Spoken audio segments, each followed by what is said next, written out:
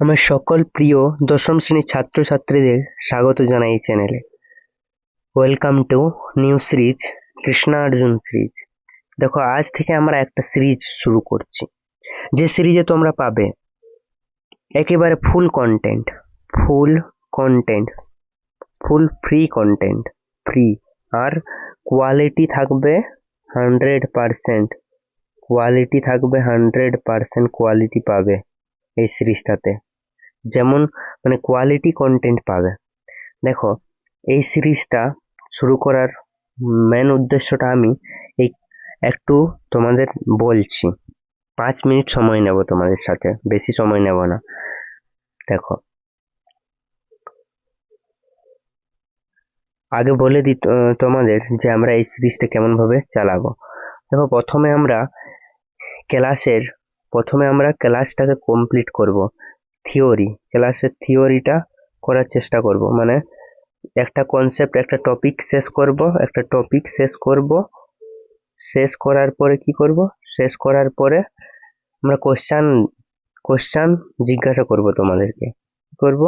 Question জিজ্ঞাসা করব, সেটা তোমরা উত্তর দিবে। সেই কোশ্চানটা কিসের রিলেটেড হবে? টপিক রিলেটেড হবে। এবং এটা কেন করা হবে? কারণ তোমরা ভালোভাবে মন দিয়ে শুনতে পারলে কিনা, বুঝতে পারলে কিনা টপিকটা, তার জন্য এটা করা হবে। তারপরে এটা হচ্ছে পার্ট ওয়ান। আর পার্ট টু তে কি নিয়ে আসবো? আমরা শর্ট কোশ্চেন নিয়ে আসবো, এমসিকিউ এসিকিউ নিয়ে আসবো। তারপরে পার্ট টু হবে এটা। আর পার্ট থ্রিতে আমরা কি করব? আমরা করব বড় কোশ্চেন, এলএকিউ, মানে লং অ্যান্সার টাইপ কোশ্চেন করব আমরা পার্ট থ্রিতে। আর এই পার্ট থ্রিটা যে কমপ্লিট করবে, তার মাধ্যমিকে আর কোনো করা লাগবে না এই চ্যাপ্টার থেকে। যেমন আমরা আজকে করব পরিবেশের জন্য ভাবনা। পরিবেশের জন্য ভাবনা, এই চ্যাপ্টারটা আজ আমরা কমপ্লিট করব, এই প্রথম চ্যাপ্টারটা। তোমাদের জোশ কেমন রয়েছে? খুব ভালো, খুব বেশি? তো চলো, একদম জোশের সাথে আমরা শুরু করতে যাচ্ছি একটা নতুন সিরিজ একেবারে, যেটা তোমাদেরকে খুবই অনুপ্রাণিত করবে এই সিরিজটা। দেখো, তার আগে আমি একটা গল্প বলছিলাম, সেই গল্পটা বলছি। দেখো, স্লাইডে কি বলছে দেখো। ওম কর্মণ্যেবাধিকারস্তে মা ফলেষু কদাচন। কুরুক্ষেত্রে অর্জুনকে শ্রীকৃষ্ণ বলেছিলেন, কর্মে তোমার অধিকার, ফলে নয়। মানে কর্ম মানে কি? তুমি মানে শুধুমাত্র তুমি পড়াশোনাই করতে পারবে, আর রেজাল্টটা কেমন হবে সেটা তোমার হাতে নাই। কিন্তু যদি তুমি এখন থেকেই ছেড়ে দাও পড়াশোনা করতে, তাহলে কি ভালো রেজাল্ট হবে? কখনোই না। তাই পড়াশোনাটা আগে আমাদেরকে 100% মন দিয়ে করতে হবে, ফাঁকি দিলে চলবে না। তাই দেখো, ঠিক তেমনই একজন ছাত্র হিসেবে তোমার একমাত্র কাজ হলো 100% মনোযোগ দিয়ে পড়াশোনা করা। পরীক্ষার ফলাফল বা অন্যের সাথে প্রতিযোগিতা নিয়ে দুশ্চিন্তা করে নিজের বর্তমান সময় নষ্ট করো না। উদ্ধরেদাত্মনাত্মানম নাত্মানম বসাদয়েত। এর অর্থ কি? নিজেকে নিজের দ্বারাই উদ্ধার করতে হবে। তোমার সবচেয়ে বড় বন্ধু তুমি নিজেই। তোমার সব থেকে বেস্ট ফ্রেন্ড কে? তুমি নিজেই। তোমার বেস্ট ফ্রেন্ড তুমি বলো ফলানা, ঢিমকা, অমুক, সুসুক না। তুমি নিজেই তোমার নিজের সব থেকে বড় বন্ধু, সব থেকে ভালো বন্ধু। আবার বন্ধু তো হলে, আবার সবচেয়ে বড় শত্রু তুমি নিজেই। সবচেয়ে বড় শত্রুও তুমি নিজেই। মানে তোমার শত্রুও হচ্ছ তুমি, আর তোমার সবথেকে বড় মিত্র হচ্ছ নিজে তুমি। কারণ তুমি যদি কন্ট্রোলে চলো, তাহলে কি তুমি ভালো রেজাল্ট করতে পারবে। আর যদি তুমি কন্ট্রোলে না করো নিজেকে, তাহলে কি রেজাল্ট একদম ডাউনের দিকে চলে যাবে। এরপর দেখো, মোবাইল, সোশ্যাল মিডিয়া বা আড্ডার মায়াজাল, যেমন তোমরা বন্ধুরা মিলে আড্ডা দিতে থাকো, এটা ছিন্ন করে অর্জুনের মতো কেবল পাখির চোখ তোমার লক্ষ্য দেখতে শেখো।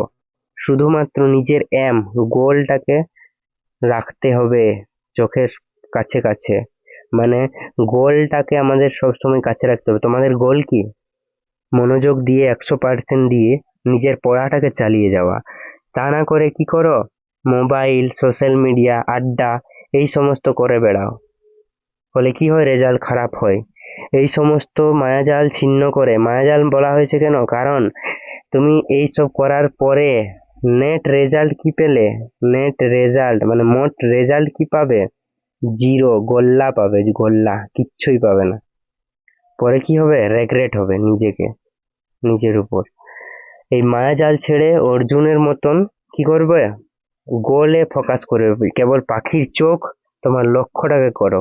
ফাঁকি দেওয়ার প্রবণতাকে হারিয়ে আজ থেকেই শুরু করে দাও পড়াশোনা করা। নাইনে যেমন ফল করেছো তার দিকে না তাকিয়ে এখন ভালোভাবে 100% দিয়ে নিজের পড়াটাকে চালিয়ে যাও, তুমি নিশ্চয়ই ভালো ফল করবে।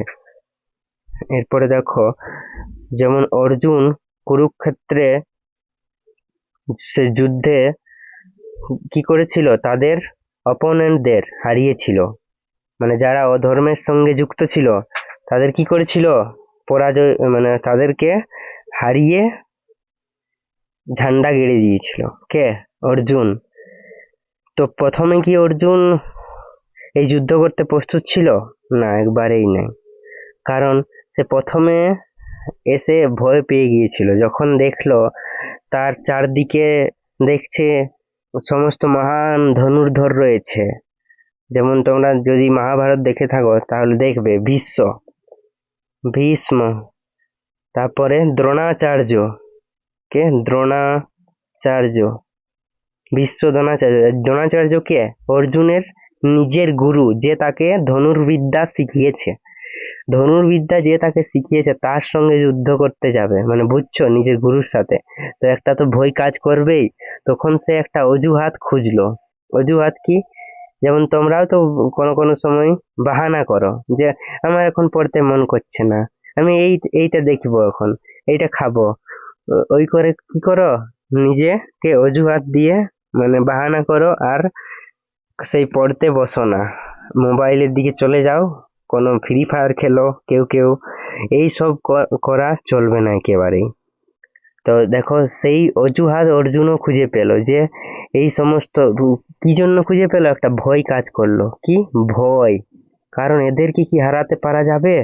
আর তার বিশ্বাস অতটা দৃঢ় বিশ্বাস ছিল না যে তার দিকে কৃষ্ণ রয়েছে, তার দিকে কি রয়েছে, কৃষ্ণ রয়েছে, সে হারতে পারেই না, সেই বিশ্বাসটা তার মধ্যে ছিল না। তাই সে কি ভয়, মানে প্রথমে তার মধ্যে অজ্ঞান ছিল, সেই জ্ঞানটাকে দিল, কৃষ্ণ দিল। তারপরে সে বুঝতে পারলো যে হ্যাঁ, না, আমিও পারবো, এদেরকে, এরা আছে অধর্মের সঙ্গে যুক্ত, আমি আছি ধর্মের সঙ্গে যুক্ত, অর্জুন ভাবলো। তারপরে সে যুদ্ধের জন্য প্রস্তুত হয়েছিল। প্রথমে বাহানা করেছিল যে এরা আমার নিজের, এদের উপর কিভাবে আমরা অস্ত্র চালাবো। যেমন দুর্যোধন তাদের দেখো কাকার বেটা, জেঠার বেটা, ভাই ছিল, তাদেরকে কিভাবে মারবো সেই রকম বাহানা করেছিল। আর সবকিছু ভুলে বাহানা করছিল যে আমি বনে চলে যাব, আর কি করব, মালা জপ করব। কিন্তু ভগবান তা বলেননি, না, বলছে তুমি যুদ্ধ করো, এটাই তোমার বড় ধর্ম। নিজের কর্তব্য পালন করার চেয়ে বড় ধর্ম কিছুই নাই। নিজের কর্তব্য পালন, অর্জুন বলেছিল আমি বনে গিয়ে কি করব, উম, তপস্যা করব, তাও আমি যুদ্ধ করব না। তখন শ্রীকৃষ্ণ বলেছিল, না, তুমি তো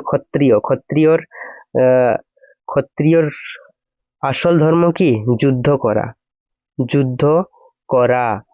আর তোমরা কি হচ্ছ, তোমরা হলে স্টুডেন্ট স্টুডেন্টের আসল ধর্ম কি, টু স্টাডি, মানে কি, পড়াশোনা করাটাই তোমাদের আসল ধর্ম। যেমন অর্জুন ছিল ক্ষত্রিয়, তার অধর্মের বিরুদ্ধে যুদ্ধ করাই ছিল কি, কর্তব্য।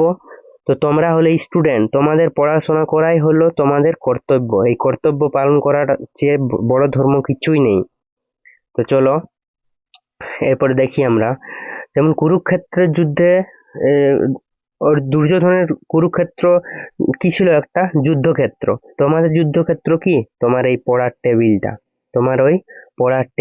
এই পড়ার টেবিলে যদি তুমি থাকতে পারলে টিকে, যেমন অর্জুন কুরুক্ষেত্রে টিকে থাকলো, সেই রকম যদি তুমি এই পড়ার টেবিলে টিকে থাকতে পারলে তাহলে তোমার জয় নিশ্চিত, তুমি ভালো ফল করবে। আর যদি না পারলে তাহলে কি তোমার খারাপ রেজাল্ট পাক্কা হবে। আর যদি তুমি বসে থাকতে পারলে প্রতিদিন 3-4 ঘন্টা, 3-4 ঘন্টা না পারলেও প্রতিদিন কমপক্ষে 2 ঘন্টা অন্যান্য সাবজেক্ট আর প্রতিদিন 1 ঘন্টা অঙ্ককে যদি দিতে পারলে তাহলে তুমি কি 100% সফল হবে। প্রতিদিন লাগাতার পড়াটা করতে হবে কিন্তু। বোঝা গেছে কি বলতে চাইছি? অর্জুন টেকেছিল কার জন্য? কৃষ্ণের জন্য। আমি যে এত সব বলছি কিন্তু আমি কি, আমি যে ভালো রেজাল্ট করেছিলাম, দেখো আমিও রেজাল্ট করেছিলাম 100-তে 100। আমি আমার সমস্ত শিক্ষকদের কথা মনোযোগ সহকারে শুনতাম, ফাঁকি দিতাম না। যেমন আমার দাদা আমাকে খুবই সাহায্য করেছে, এবং স্কুলের শিক্ষকরাও খুবই সাহায্য করেছে। আমি তাদের কথা মেনে চলতাম। আর মাঝে মধ্যে আমার মধ্যেও ডিস্ট্রাকশন আসতো, ডিস্ট্রাকশন আমার মধ্যেও ছিল। আমিও বাহানা করতাম, যখনই আমার মাথার উপর চাপ আসতো, প্রেসার আসতো, তখন আমি কি করতাম, কুইট করার চেষ্টা করতাম।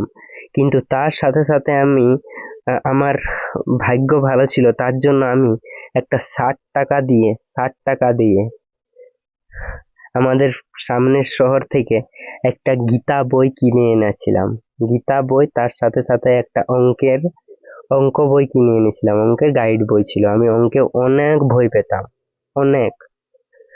আমি প্রথম টেস্ট বলছি, দেখো আমি খুবই ভয় পেতাম। আমার অঙ্ক দেখলে কি মানে গায়ে জ্বর আসতো। কিন্তু তাও সেই ভয়টাকে কিভাবে কাটালাম, এই গীতা পড়ে পড়ে। গীতা, অর্জুন এবং কৃষ্ণের এই যে কথাবার্তা, এই যে অর্জুন একদম যেমন ভয়ে ছিল, ভয় থেকে কিভাবে তাকে বার করলো শ্রীকৃষ্ণ, সেই ভয়টা আমিও এই গীতা পড়েই বুঝতে পারলাম। এই যে টেকনিকটা আমি গীতা পড়ে বুঝতে পারলাম। তারপরে দেখো আমি একদম 30-40 নাম্বার পেতাম আগে পরীক্ষায়।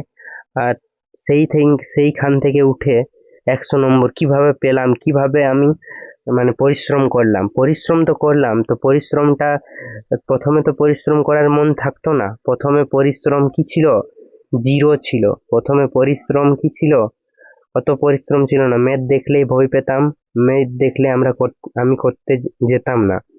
অঙ্ক দেখলে আমার ঘুম পেত, অঙ্ক দেখলে কি পেত, ঘুম পেত, ভয় লাগতো। কিন্তু যখন থেকে আমি এই গীতা,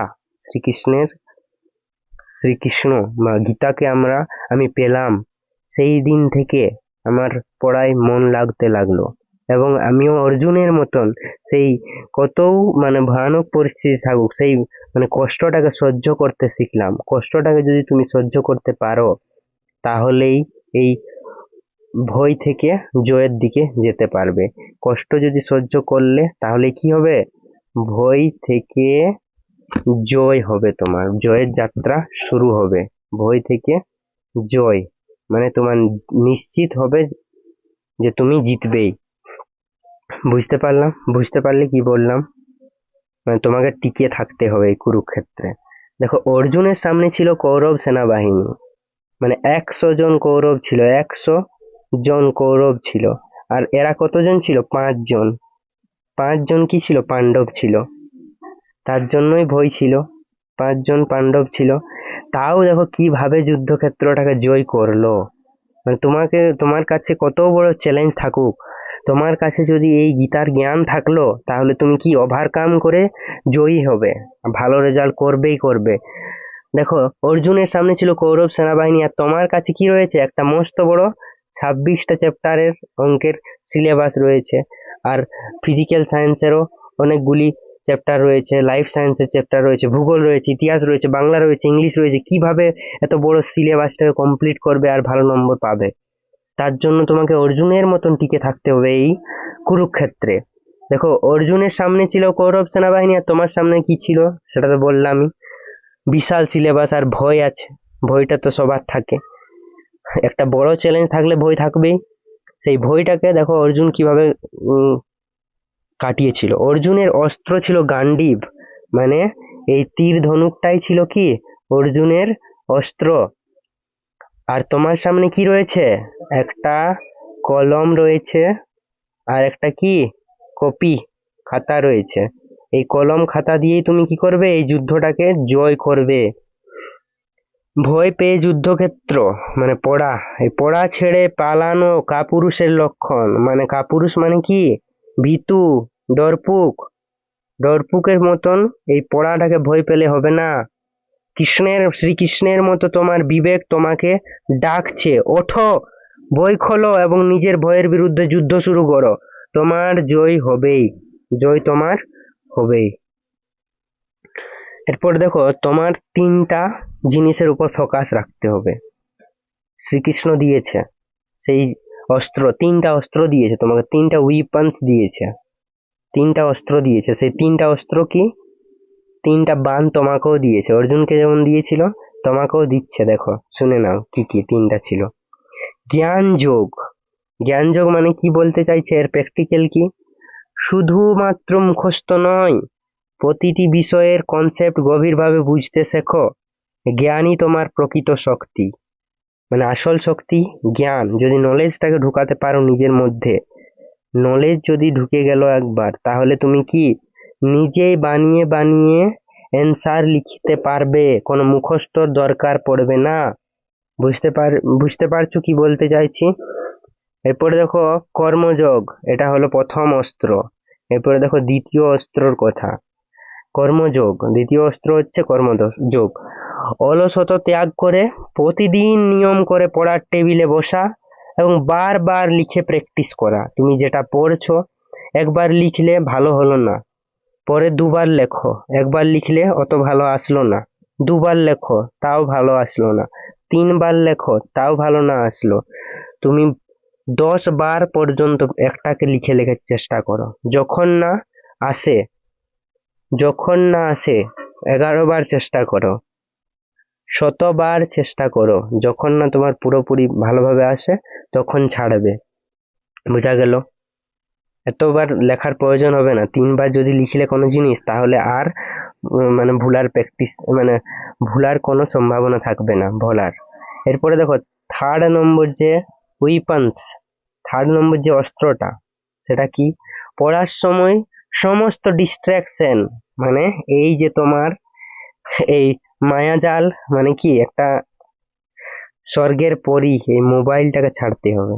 স্বর্গের পরী বলবো আমি এটাকে, সব সময় তোমাকে ডাকছে, আসো এসো এসো, আমাকে ছুঁয়ো, আমাকে ধরো, আমি তোমাকে ডাকছি। সব সময় মনকে দূরে সরিয়ে সম্পূর্ণ ফোকাস ধরে রাখতে হবে। এই ফোনটা কখন এমন ভাবে কাজে লাগাতে হবে যাতে তোমার পড়ার কাজেই লাগে। ফোনটাকে পড়ার, তুমি তুমি এটাকে কন্ট্রোল করবে, মোবাইল ফোনটাকে তোমাকে যেন কন্ট্রোল না করে। তুমি মানে এই কন্ট্রোলের মানে কি, মানে যেমন শর্ট ভিডিও না দেখা, কোনো গেম না খেলা, তার সাথে সাথে কি শুধুমাত্র নিজের একটা টার্গেট সেট করলে সেই টার্গেটটা কমপ্লিট করার জন্য দিন রাত চেষ্টা করবে। বোঝা গেল? এই তিনটা জিনিস, তিনটা অস্ত্র ভালো করে মনে রাখো। জ্ঞান যোগ মানে পড়া ভালো করে বুঝে পড়া, এবং কর্মযোগ বেশি বেশি লিখে প্র্যাকটিস করা, ধ্যান যোগ সমস্ত ডিস্ট্রাকশন থেকে দূর হওয়া। মানে দেখো, এটাকে আমি একদম ছোট করে বলে দিচ্ছি, মানে বুঝে মুখস্থ করবে, প্রথমে বুঝে মুখস্থ করবে, বুঝে পড়বে, মুখস্থ করা বলছি না। তারপরে কি, লিখে প্র্যাকটিস করবে, বারবার লিখবে। এটা হলো 1, এটা হলো 2। আর 3 নাম্বারে কি, সমস্ত ডিস্ট্রাকশন থেকে দূরে থাকবে। এই যেমন মোবাইল থেকে কোনো ভিডিও না দেখা, খারাপ ভিডিও, যে সমস্ত ভিডিও তোমার মনটাকে বিচলিত করে সেগুলা না দেখা। এটা হলো 3 নম্বর, ডিস্ট্রাকশন থেকে দূরে থাকা। এটা হলো 3 নম্বর অস্ত্র। এই তিনটা অস্ত্র যদি তুমি বুঝতে পারো, তাহলেই সারা বছর ধরে পড়াশোনা একভাবে চালিয়ে যেতে পারবে। এরপরে দেখো যুদ্ধে প্রস্তুত হও। দেখো তোমরা যুদ্ধে প্রস্তুত তো? বই আর খাতা কলম নিয়ে বসে পড়ো, আজকের ক্লাস শুরু হচ্ছে। চলো, আর বেশি কিছু কথা বলবো না, শুরু করতে যাচ্ছি। দেখো প্রথম চ্যাপ্টার রয়েছে আমাদের পরিবেশের জন্য ভাবনা। আমরা তো অনেক জ্ঞান পাচ্ছি, তো জ্ঞানটা যদি আমরা শুধুমাত্র নিজের খাওয়া পড়া মাখা নিজের জন্য কাজে লাগাই, যেমন খাওয়া, ভালো ভালো কাপড় পরা মাখা, এগুলির উপরেই যদি ধ্যান দিই বেশি করে, আর আমরা পরিবেশের উপর যদি ধ্যান না দিই, তাহলে আমাদের শরীরগুলো নষ্ট হয়ে যাবে, এবং ভবিষ্যৎ যে প্রজন্মটা আসবে তাদেরও খুবই অসুবিধা হবে। তো এই চ্যাপ্টারটা সব থেকে প্রিয় চ্যাপ্টার আমার, আর তোমাদেরও। দেখো, এটা সবার কল্যাণের জন্য, এই চ্যাপ্টারটা সবার ভালোর জন্য। এটা দেখো কিভাবে আমরা পরিবেশকে বাঁচাবো সেটা জানবো এই চ্যাপ্টারের মাধ্যমে। প্রথমেই দেখো, বায়ুমণ্ডল সম্পর্কে আমাদেরকে জানতে হবে। বায়ুমণ্ডল জিনিসটা কি? দেখো, এইটা আমাদের পেয়ারা সা পৃথিবী। এই পৃথিবীর চারদিকে রয়েছে বায়ুর আবরণ। কি রয়েছে? বায়ুর আবরণ। এই বায়ুর আবরণ গুলা অনেক স্তরে কি থাকে? অনেক স্তরে ভাগ থাকে। সেই স্তরগুলো আমরা পড়বো। এগুলা হলো বায়ুমণ্ডল। এই যে পৃথিবীর চারদিকে রয়েছে কি? বায়ু। শুধু হাওয়াই আর হাওয়া আছে। এই চারদিকের হাওয়াটাকেই আমরা কি বলবো? বায়ুটাকেই বলবো বায়ুমণ্ডল। কি বলবো? বায়ুমণ্ডল। বায়ুমণ্ডলকে ইংরেজিতে কি বলে? অ্যাটমসফিয়ার। এই ইংলিশ টার্মগুলো তোমরা মনে রাখবে, তাহলে কি যখন তোমরা ভবিষ্যতে পড়াশোনা করবে তখন অসুবিধা হবে না। এরপরে দেখো, গ্যাসীয় আবরণ জিনিসটা কি? পৃথিবীর পৃষ্ঠ মানে কি? এই ভূমি থেকে, যেমন আমরা যেখানে আছি, এই জায়গাগুলোতে আমরা তো আছি। এই পৃথিবীর এই ভূমি থেকে উপর দিকে কি বায়ু আছে। পৃথিবীর ভূপৃষ্ঠ থেকে উপরের দিকে যে গ্যাসীয় আবরণ পৃথিবীকে বেষ্টন করে আছে, মানে ঘিরে আছে, তাকে বায়ুমণ্ডল বলে। বোঝা গেল? উচ্চতা ও উষ্ণতার তারতম্য মানে কি? কম বেশি অনুযায়ী বায়ুমণ্ডলকে প্রধানত 5টি স্তরে ভাগ করা যায়। কটা স্তরে ভাগ করা যায়? 5টা স্তরে ভাগ করা যায়, যা পরিবেশের তাপমাত্রার ভারসাম্য মানে কি? ব্যালেন্স বজায় রাখে এবং প্রাণী জগৎকে রক্ষা করে কিসের থেকে? যদি বায়ুমণ্ডল না থাকতো তাহলে কি সূর্যের তাপে আমরা বেঁচে থাকতাম না। বায়ুমণ্ডল আছে বলেই আমরা সেই ব্যালেন্স করছে বায়ুমণ্ডল, এই তাপটাকে আসতে দিচ্ছে না। বোঝা যাচ্ছে? এরপরে দেখো, তাপটাকে মানে কন্ট্রোল করছে, আসতে দিচ্ছে না বলা ভুল হবে, মানে কন্ট্রোল করছে, ব্যালেন্স রাখছে, ভারসাম্যে রাখছে। এতদূর বোঝা গেল? তারপরে দেখো, ট্রপোস্ফিয়ার। প্রথমে আমরা এই যে ট্রপোস্ফিয়ার কথাটা পেলাম, এই জিনিসটা কি তুমি বলবে? না, এই ট্রপোস্ফিয়ার জিনিসটা হলো এটা হলো আমাদের পৃথিবী। পৃথিবীর এই যে প্রথমে এই বায়ুমণ্ডলটা তো বুঝলে।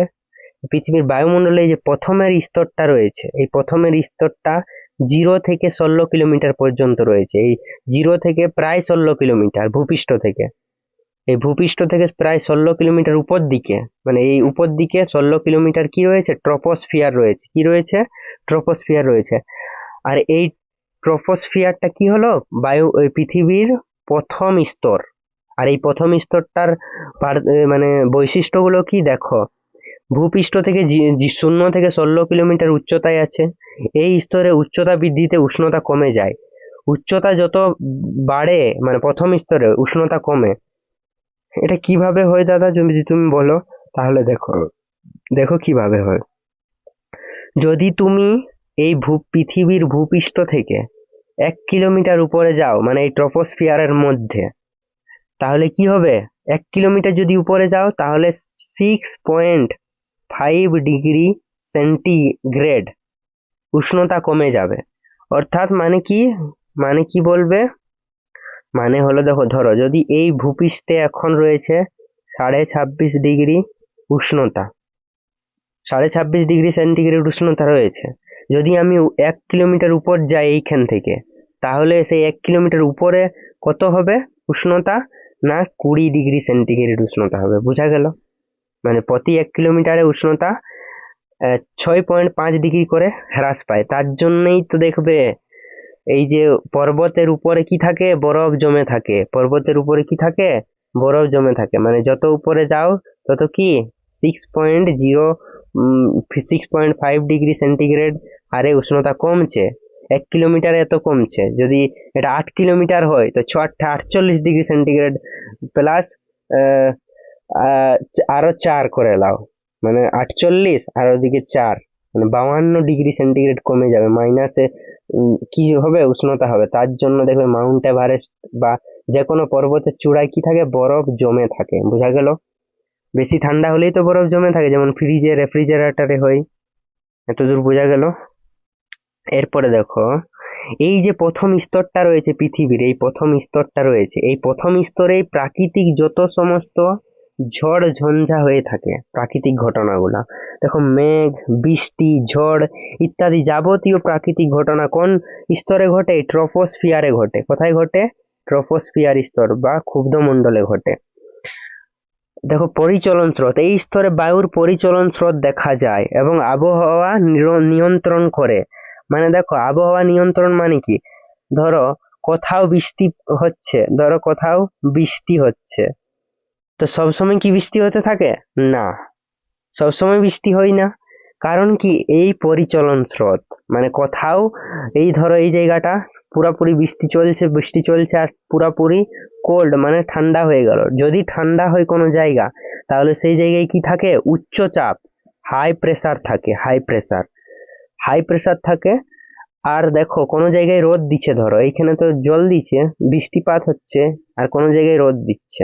এই জায়গাটাতে গরম আছে, গরম হয়ে বায়ুটা হালকা হয়ে উপরে উঠে যায়। আর এই জায়গাটায় কি সৃষ্টি হয়? একটা দেখো, ভালো করে বুঝাচ্ছি। ধরো এই জায়গাটাতে জল পড়ছে, জল হচ্ছে, বৃষ্টিপাত হচ্ছে, এই জায়গাটা তো অনেক ঠান্ডা হয়ে গেল, ধরো একসময় তো ঠান্ডা হবে। আর কোনো জায়গায় ধরো কি হচ্ছে, খুবই রোদ দিচ্ছে। কি দিচ্ছে? রোদ দিচ্ছে। দেখো, রোদ দিচ্ছে পুরো। তো এই জায়গাটাতে কি হবে? গরম হবে। গরম যদি হয়, তাহলে সেইখানের বায়ুটা কেমন হবে? হালকা হবে। গরম হলেই হালকা হবে, হালকা হয়ে উপরে উঠে যাবে বায়ুটা। যখন উপরে উঠে যাবে, তখন কি হবে? এই যে জায়গাটা রয়েছে, এই জায়গাটাতে কি হয়ে যাবে? শূন্য স্থান সৃষ্টি হবে। আর এই শূন্য স্থানটাকে পূরণ করার জন্য কি হবে? এই যে ঠান্ডা জায়গাটা রয়েছে, এই হাই প্রেসার রিজিয়নটা রয়েছে, উচ্চচাপ জায়গাটা রয়েছে, উচ্চচাপের থেকে এখানে কি লো প্রেসার রয়েছে, নিম্নচাপ। উচ্চচাপের থেকে বায়ু কি নিম্নচাপের দিকে কি সবসময় দ্রুত বেগে প্রবাহিত হয়। তখন কি হবে? এই মেঘগুলো এইখানে ছুটে আসবে, আর কি হবে? এইখানে বৃষ্টিপাত ঘটাবে। বোঝা গেল? আর এই জায়গাটাতে কি হয়ে যাবে? এই জায়গাটাতে আর বৃষ্টি হবে না, এখানে আরো রোদ দিতে শুরু করবে। বোঝা গেল? এটা নিয়ন্ত্রণ, এটা ব্যালেন্স। এইভাবে বৃষ্টিপাতের ব্যালেন্স হয়। এই জন্য সবসময় কোথাও বৃষ্টি সবসময় পড়তে থাকে না, আর কোথাও সবসময় লাগাতার রোদও দেয় না। বোঝা গেল? তার জন্য আমরা বেঁচে আছি এখানে পৃথিবীতে। এরপর দেখো, তোমরা কতদূর শুনলে ভালো মন দিয়ে, সেটা আমি পরীক্ষা করছি। দেখো তোমাদেরকে, ট্রপোস্ফিয়ারকে ক্ষুব্ধমণ্ডল বলা হয় কেন? একটুকু বুদ্ধি খাটাও তো। কারণ দেখো, এই ট্রপোস্ফিয়ারেই কি হলো, প্রথম স্তর বটে। এইটা ধরো পৃথিবী আমাদের, এই ট্রপোস্ফিয়ারের প্রথম স্তরটাই, এটাকে আমরা বলবো ট্রপোস্ফিয়ার। এই প্রথম স্তরেই তো মেঘ সৃষ্টি হলো, ঝড় হলো, ঝঞ্ঝা হচ্ছে, বিদ্যুৎ চমকাচ্ছে। তার জন্য এই জায়গাটাকে বলা হয় ক্ষুব্ধমণ্ডল। বোঝা গেল? দেখো, এই ট্রপোস্ফিয়ার স্তরে ধূলিকণা ও জলীয় বাষ্প সর্বাধিক থাকায়, মানে অনেক থাকায়, মেঘ, বৃষ্টি, ঝড় ইত্যাদি আবহাওয়ার দ্রুত পরিবর্তন ঘটে এবং পরিবেশ সর্বদাই অশান্ত থাকে। মানে এইখানে অশান্ত আছে, এই কারণে ট্রপোস্ফিয়ারকে কি বলা হয়? ক্ষুব্ধমণ্ডল বলা হয়। কি বলা হয়? ক্ষুব্ধমণ্ডল। বোঝা গেল? এই এই প্রশ্নটা আসে প্রায় ফার্স্ট ইউনিট টেস্টে। এরপরে দেখো, আমরা পরের প্রশ্নে চলে যাই, পরের স্তরে চলে যাই। দেখো, পৃথিবীর, ধরো এটা আমাদের হলো আর্থ, এটা হলো আমাদের পৃথিবী। পৃথিবীর প্রথম স্তরটা আমরা শেষ করলাম, এটা হলো ট্রপোস্ফিয়ার। তারপরে কোন স্তর আছে? এটা ছিল 0 থেকে 16 কিলোমিটার পর্যন্ত, প্রায় উপরে ছিল। এরপরে আসছে আমাদের কি? স্ট্রাটোস্ফিয়ার। এই জায়গাটা আমাদের স্ট্রাটোস্ফিয়ার। আর এই দেখো, এটা হলো তো আমাদের পৃথিবী, এটা হচ্ছে আমাদের পৃথিবী। পৃথিবীর উপরে রয়েছে ট্রপোস্ফিয়ার, ট্রপোস্ফিয়ার রয়েছে, আর এইখানে রয়েছে স্ট্রাটোস্ফিয়ার। এই ট্রপোস্ফিয়ার আর স্ট্রাটোস্ফিয়ারের মাঝে দেখো একটা স্তর রয়েছে, এই স্তরটাকে আমরা বলবো, এইখানে তো ট্রপোস্ফিয়ার শেষ হচ্ছে, তাই এই জায়গাটাকে আমরা বলবো, যেখানে শেষ হয় সেটাকে বলবো আমরা ট্রপোপজ।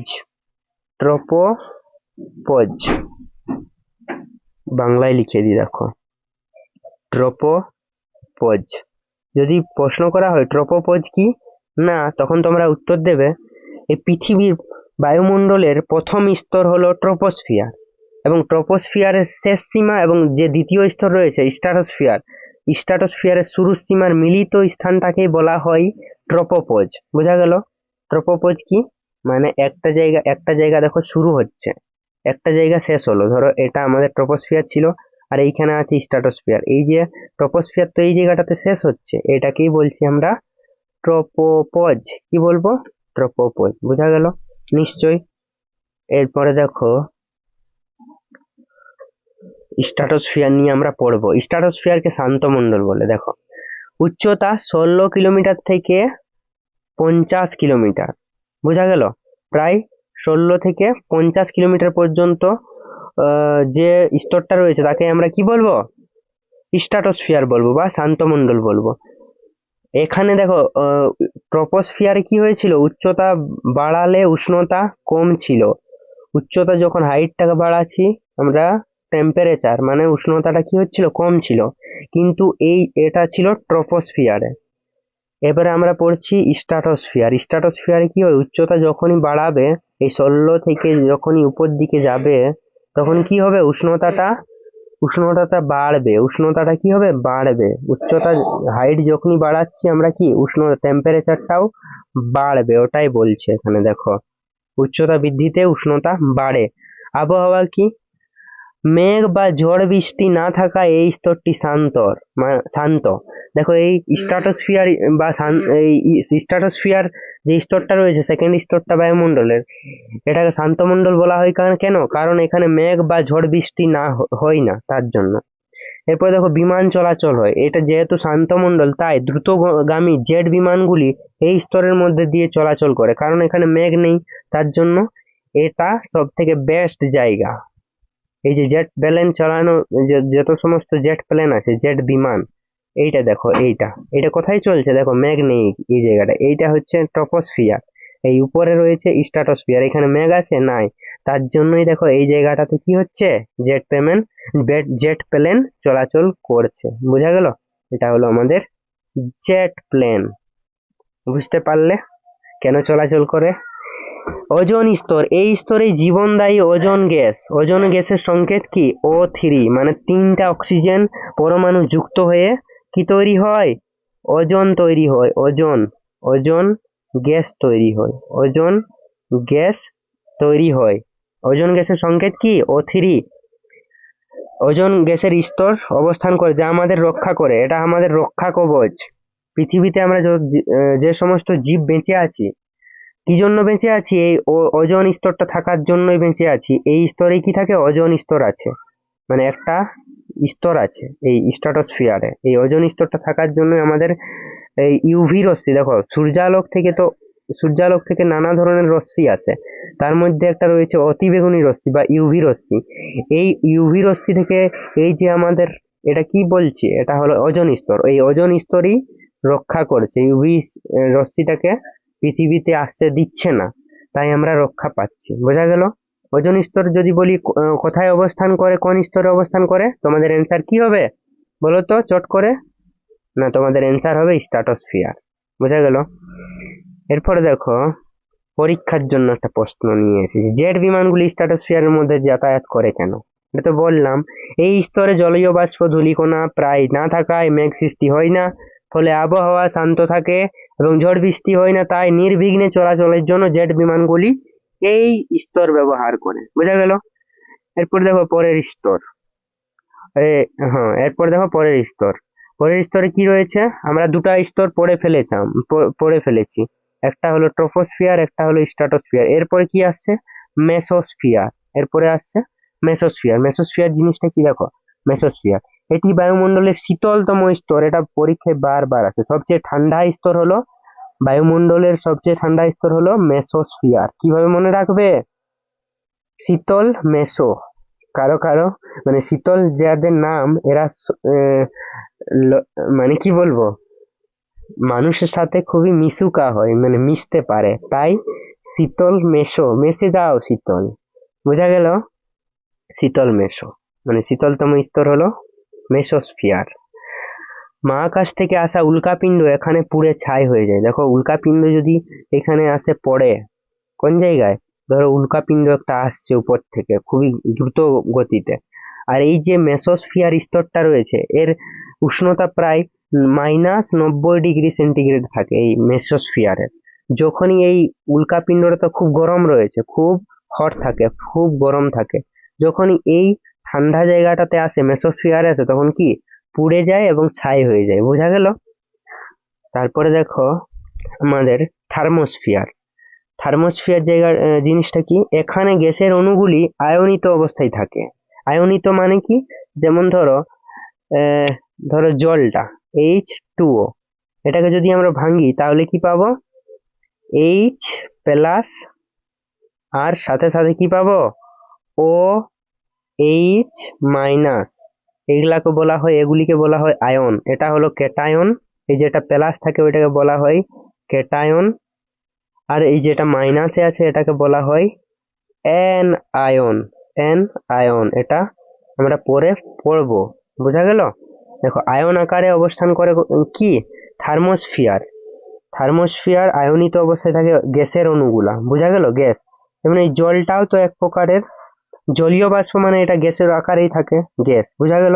এই গ্যাসগুলো কেমন আকারে থাকে, আয়নিত অবস্থায় থাকে। আয়নিত, আয়ন মানে বোঝা গেল বেতার তরঙ্গ এই স্তর থেকে প্রতিফলিত হয়, তাই এই স্তর থার্মোস্ফিয়ারকে বলা হয় আয়নোস্ফিয়ার। কি বলা হয়, আয়ন থাকে তার জন্য আয়নোস্ফিয়ার বলা হয়, আয়নোস্ফিয়ার, বোঝা গেল? থার্মোস্ফিয়ারের আরেক নাম কি, আয়নোস্ফিয়ার। বেতার তরঙ্গ কোথা থেকে প্রতিফলিত হয়, আয়নোস্ফিয়ার বা থার্মোস্ফিয়ার থেকে। এই এই প্রশ্নগুলো খুবই গুরুত্বপূর্ণ, এই ভিভিআই প্রশ্ন, এই জায়গাগুলা, বুঝলে? পরীক্ষায় প্রশ্ন আছে। এরপর দেখো মেরুজ্যোতি। থার্মোস্ফিয়ার বা আয়নোস্ফিয়ারে কি দেখা যায়, মেরুজ্যোতি, যেটা খুবই ইন্টারেস্টিং জিনিস। অরোরা অস্ট্রালিস এবং অরোরা আর একটা বরিয়ালিস রয়েছে, বুঝলে? দুটা জিনিস আছে, উত্তর মেরু এবং দক্ষিণ মেরুতে দেখা যায়। মেরুজ্যোতি দেখা যায় কোন স্তরে, থার্মোস্ফিয়ার বা আয়নোস্ফিয়ারে দেখা যায় মেরুজ্যোতি, বোঝা গেল?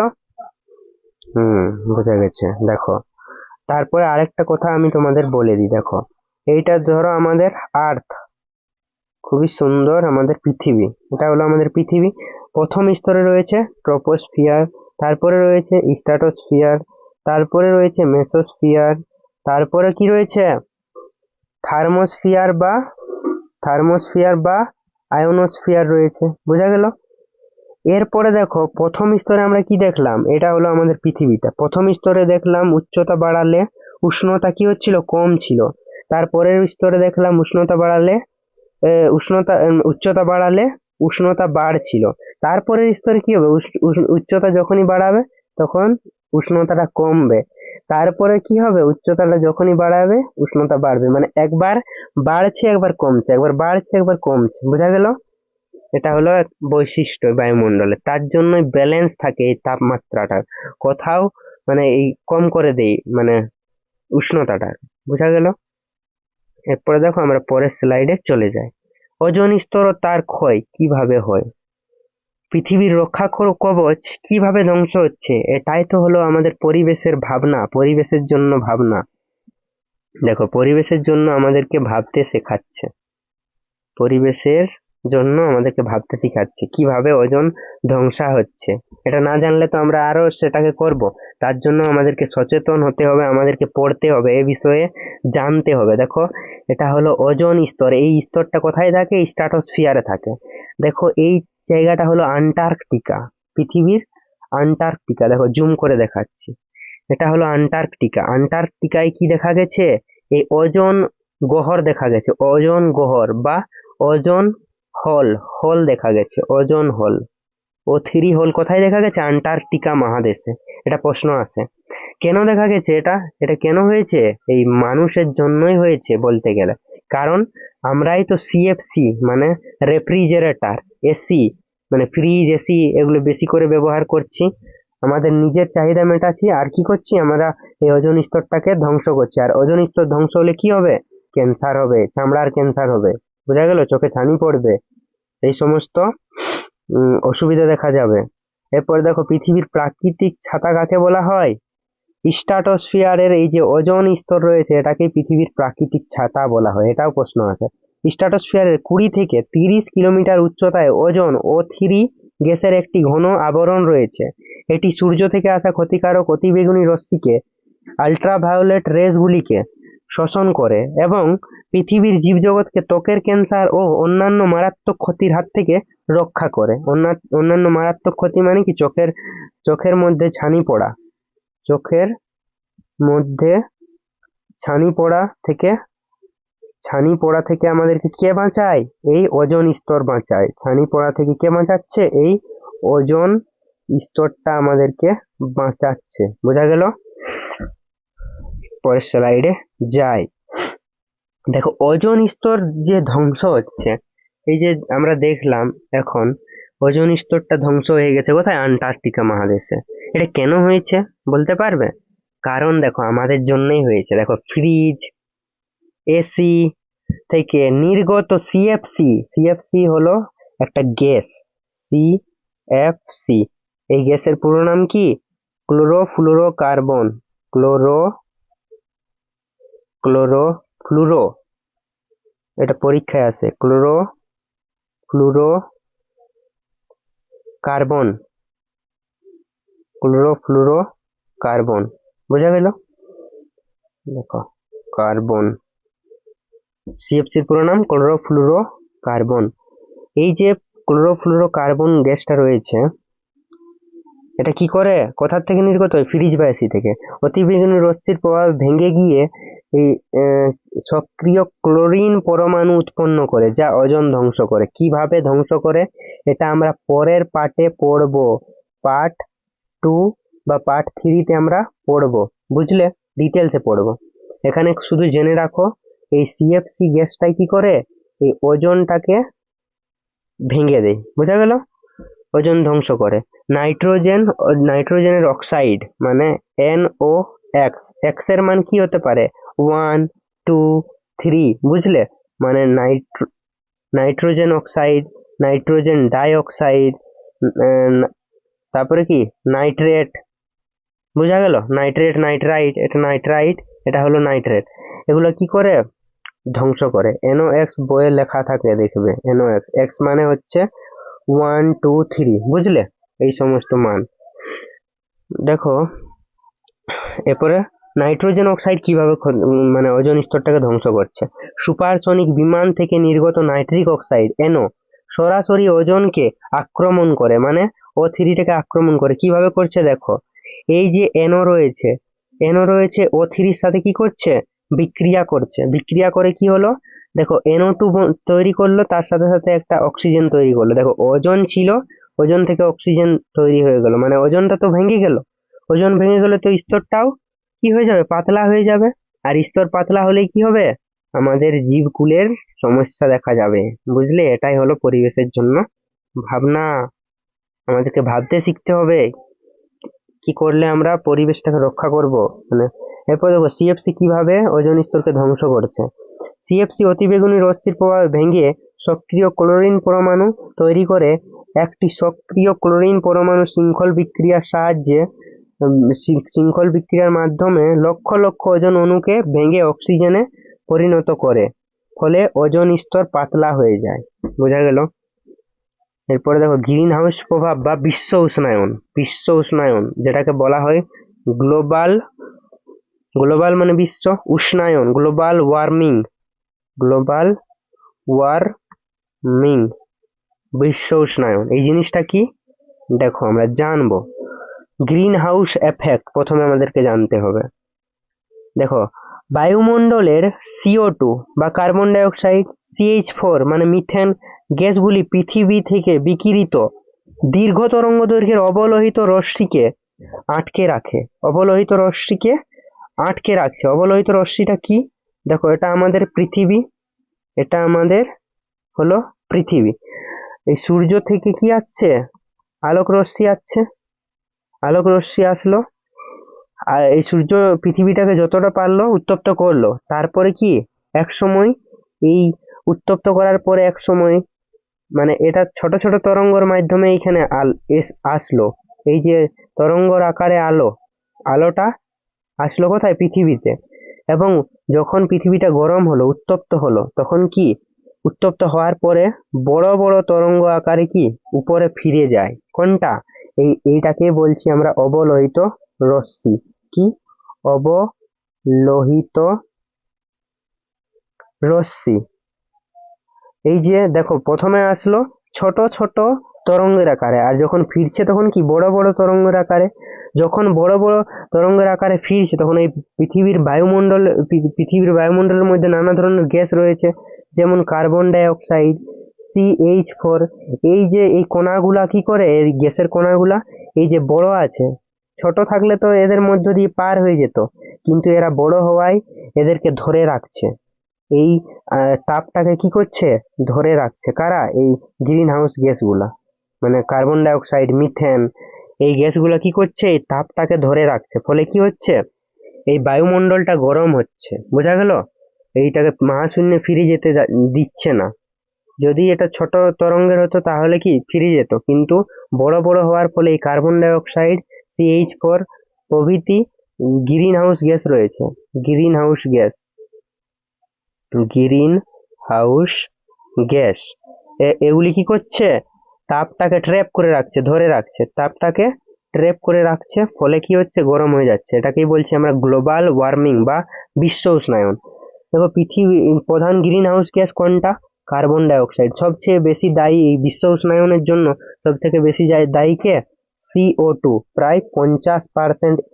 মানে সবাই মিলে যদি 100% করে, তাহলে তার অর্ধেক ভাগীদার এই কার্বন ডাই অক্সাইড। বোঝা গেল? এরপর দেখো, অন্যান্য গ্যাস রয়েছে methane, CFC, nitrous oxide, N2O। আর দেখো, এই N2O রয়েছে তো, এই N2O কে আমরা বলি লাফিং গ্যাস। কি বলি?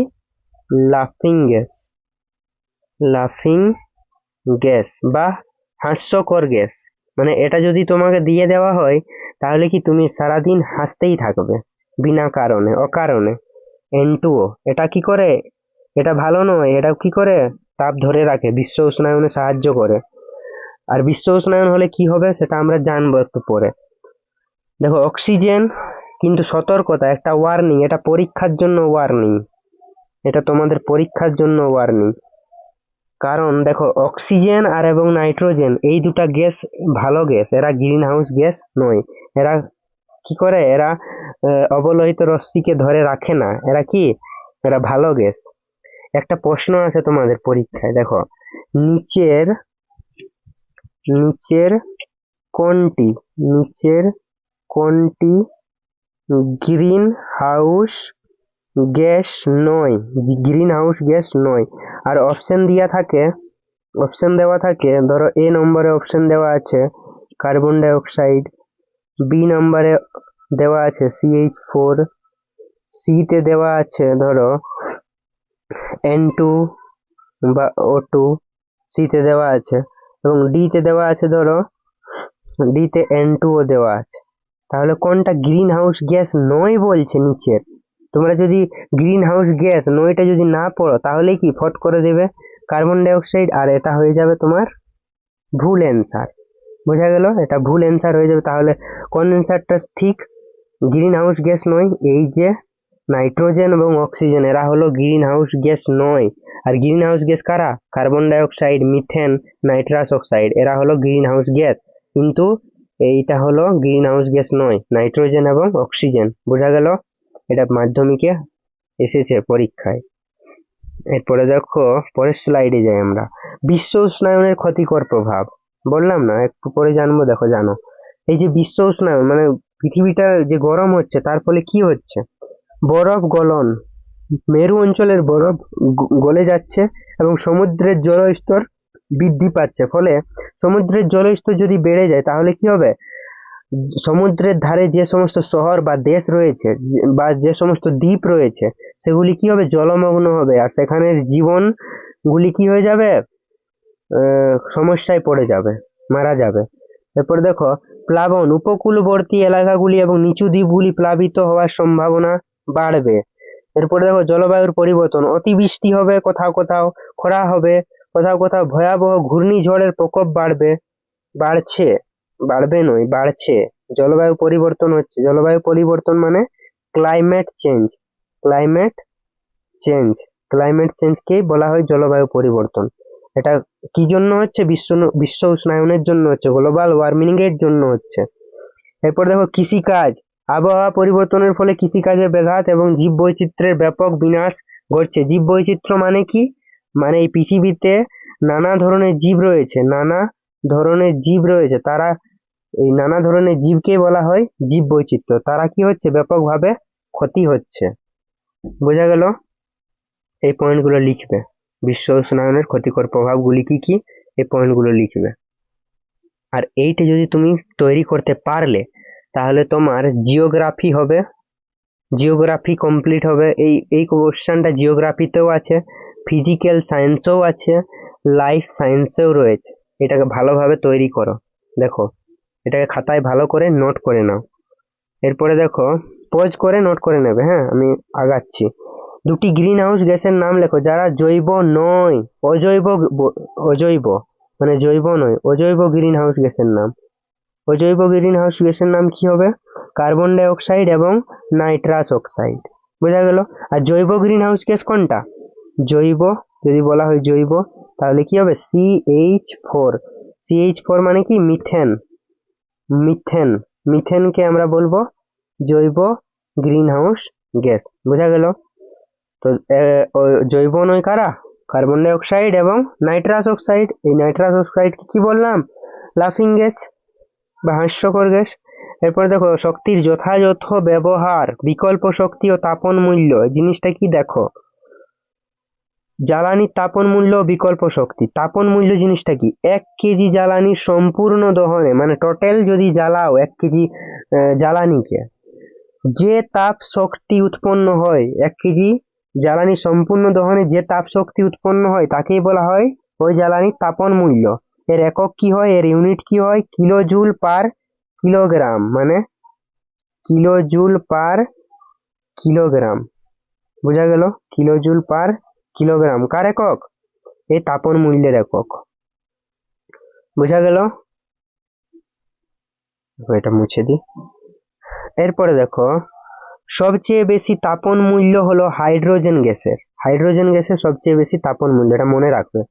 জীবাশ্ম জ্বালানির ভান্ডার সীমিত হওয়ায় বিকল্প শক্তির ব্যবহার অপরিহার্য। দেখো জীবাশ্ম জ্বালানি যেটা আমরা ভূপৃষ্ঠের নিচে পাই, যেমন কয়লা, পেট্রোল, এই সমস্ত জিনিস একদিন কি হয়ে যাবে, এগুলো তো লিমিটেড মানে সীমিত, এগুলো তো একদিন শেষ হয়ে যাবে।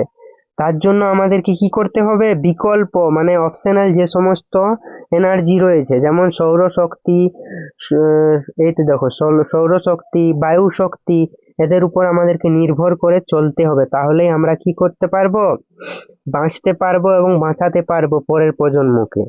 এবং বাঁচতে পারা এবং বাঁচাতে পারা এই বিষয়ে একটা কনসেপ্ট রয়েছে, স্থিতিশীল উন্নয়ন, সেটাও আমরা জানবো একটু পরে।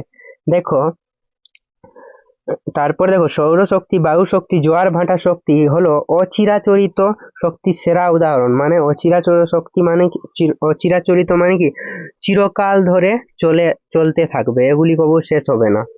বোঝা গেল? এরপরে দেখো পরের স্লাইডে বায়োমাস বা বায়োগ্যাস কি। দেখো বায়োমাস কিভাবে তৈরি করা হয়, দেখো এক জায়গায় এই যে ঘরের যে সমস্ত খারাপ জিনিসগুলো, ওইগুলোর থেকে কি করা হয়, একটা চেম্বারের মধ্যে দেওয়া হয় এবং সেখান থেকে কি করা হয়, গ্যাস নির্গমন করা হয়। এই গ্যাসটাকে কি রান্নার কাজে ব্যবহার করা হয়, আর অনেক কাজে ব্যবহৃত হয়। দেখো বায়োমাস জিনিসটা কি, কৃষি বর্জ্য মানে ধরো আলুর চোকা, আলুর খোসা, বিভিন্ন সবজির খোসা, সেটাকে ওটা হলো। তারপরে কৃষি বর্জ্য মানে খড় পচা, পুঁয়াল, এ সমস্ত গোবর, কচুরিপানা ইত্যাদি উদ্ভিদ ও প্রাণীর মৃতদেহকে বায়োমাস বলে। বায়োমাস জিনিসটা কি? দেখো যে সমস্ত মানে পচাপচি জিনিসগুলো রয়েছে সেগুলোকেই বায়োমাস বললো। এবারে বায়োগ্যাস কি? বায়োমাসকে অবাত জীবাণুর সাহায্যে, অবাত জীবাণু মানে কি? বিনা অক্সিজেনের উপস্থিতিতে, অক্সিজেনের অনুপস্থিতিতে, অক্সিজেন থাকবে না, যারা বিনা অক্সিজেন না ব্যবহার করে কোনো জিনিসকে পচিয়ে ফেলে তাদেরকে বলা হয় অবাত জীব, বুঝলে? অবাত জীবাণু, অবাত জীবাণুর সাহায্যে পচিয়ে যে গ্যাস তৈরি করা হয় তাকে বায়োগ্যাস বলা হয়। বোঝা গেল? মানে বিনা অক্সিজেনের উপস্থিতিতে। এরপরে দেখো বায়োগ্যাসের প্রধান উপাদান কি? মিথেন। আমরা এটা বহুত ইম্পর্টেন্ট কোশ্চেন, এটা অনেক ভিভিআই এটা আসে। বায়োগ্যাসের প্রধান উপাদান কি? মিথেন। মিথেন কত পার্সেন্ট থাকে? প্রায় 55 থেকে 75% থাকে। এটি একটি উৎকৃষ্ট পরিবেশ বান্ধব জ্বালানি। মানে এই বায়োগ্যাসটা হলো পরিবেশ বান্ধব জ্বালানি, এটা পরিবেশ দূষণ ঘটায় না। বোঝা গেল? এরপরে দেখো মিথেন হাইড্রেট জিনিসটা কি? দেখো মিথেন হাইড্রেট কোথায় পাওয়া যায়? বরফের জায়গায়, বরফের এলাকায় পাওয়া যায়। মিথেন হাইড্রেট কোথায় পাওয়া যায়? বরফের এলাকায়। ধরো বরফ পড়েছে এখানে, এই এলাকাগুলোতে মিথেন হাইড্রেট পাওয়া যায়। মিথেন হাইড্রেটের রাসায়নিক সংকেত কি পরীক্ষায় আসতে পারে? দেখো 4CH4 23H2O, মানে চারটা মিথেন তার সাথে সাথে 23টা জলের অণু থাকে, 23টা জলের অণু থাকে। দেখো বরফে জল তো থাকবেই, তাই মিথেন হাইড্রেটের মিথেন হাইড্রেটের আরেক নাম কি? Fire ice. এর সংকেত হলো 4CH4 23H2O। বোঝা গেল? সমুদ্রের তলদেশে এবং সমুদ্র অঞ্চলে বরফের খাঁচায় বন্দি মিথেন গ্যাসকে মিথেন হাইড্রেট বলে। মিথেন হাইড্রেট কাকে বলে তার সংজ্ঞা দেওয়া হলো এখানে। একে জ্বলন্ত বরফ বা ফায়ার আইস বলা হয়। এটি ভবিষ্যতের একটি অন্যতম বিশাল শক্তির উৎস হতে পারে, কিন্তু এটা এখনো বিজ্ঞানীরা মানে তুলতে পারেনি। বোঝা গেল? এরপরে দেখো ফায়ার আইস বা জ্বলন্ত বরফ কাকে বলে? না মিথেন হাইড্রেটকে বলে। আমরা এখনই জানলাম। দেখো এটা তোমরা খাতায় নোট করে নেবে। এরপরে দেখো এক্সাম টিপস, ভালোভাবে শোনো আমি কি কথা বলতে যাচ্ছি। এই যে তোমরা পড়লে জিনিসটা, খাতায় সুন্দর করে পয়েন্ট করে উত্তর লিখবে। বোঝা গেল? রাসায়নিক বিক্রিয়াগুলি যেমন সিএফসি, ওজন বারবার লিখে প্র্যাকটিস করো। এই রাসায়নিক বিক্রিয়া এখনো ভালোভাবে আসেনি, পরের পার্টে পাবে। 1 নম্বরের প্রশ্নের জন্য গ্যাসের নাম সংকেত খুব গুরুত্বপূর্ণ। কনসেপ্ট ক্লিয়ার থাকলে মুখস্থ করতে হবে না। বেস্ট অফ লাক, সকলকে ভালো থাকো, সবাই ভালো থাকো। বেস্ট অফ লাক, তোমাদের পরীক্ষা নিশ্চিত ভালো হবে, তোমরা ভালোভাবে লেগে থাকো। তাই আর সকলকে জানাই জয় শ্রী কৃষ্ণা। আমার সব থেকে বেস্ট ফ্রেন্ড জয় শ্রী আমার কৃষ্ণা। ততক্ষণ সকলে সুস্থ থাকো, ভালো থাকো এবং পড়তে থাকো। এই কৃষ্ণের কথাগুলো মাথায় রাখো। দেখা হচ্ছে পরের ভিডিওতে। জয় হিন্দ, বন্দে মাতরম।